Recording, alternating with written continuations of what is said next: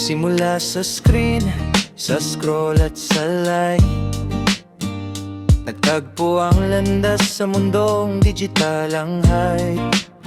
Ngunit hindi lang ito basta trend. Dito nabuo ang samahang walang end. Sa pangunguna ni KG, ang manager ng Banana Fam, inayos ang lahat, ginabayan ang aming team.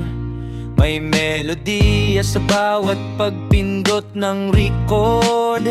May boses na nahanap ang kanilang core.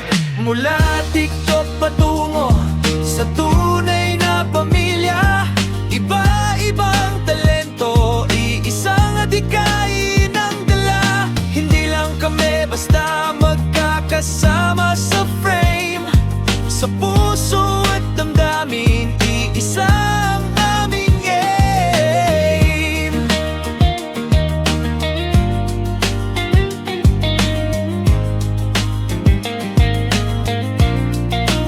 Sina may Gabriela Joy, mag-asawang musikero.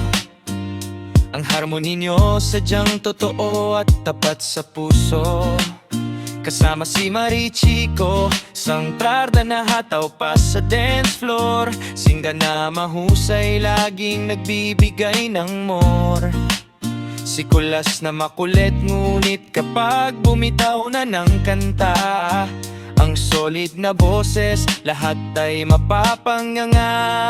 Si Felix na mapanakit, hugot ang bawat linyang binitawan, ngunit sa huli happy ending ang natagpuan. At si Francis ang tagapayo na laging nandyan, manunulit ng kwentong buno ng karunungan. Si Von ang cute na bata, aming bersyon ni Moira. Sa talento at boses, liwanag ang hatid sa tuwina. Huwag kang kukurap pag si Buji na ang sumalang, mapanakit na kanta, damdamin ay tatamaan. Nariyan si Sean Records, babaeng puno ng galing. Kahit sa ang larangan, siya ay nagniningning. At si Nathan Juan, hindi man humahawak ng mic, ang mga isinulat niyang kanta laging patok at live. Mula TikTok patungo sa tunay na pamilya, iba-ibang talento, iisang adikain ang dala. Hindi lang kami basta magkakasama sa frame.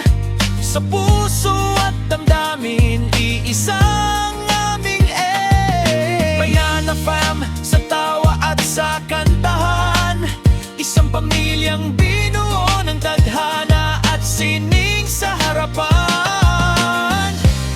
Mula sa maliit na screen hanggang sa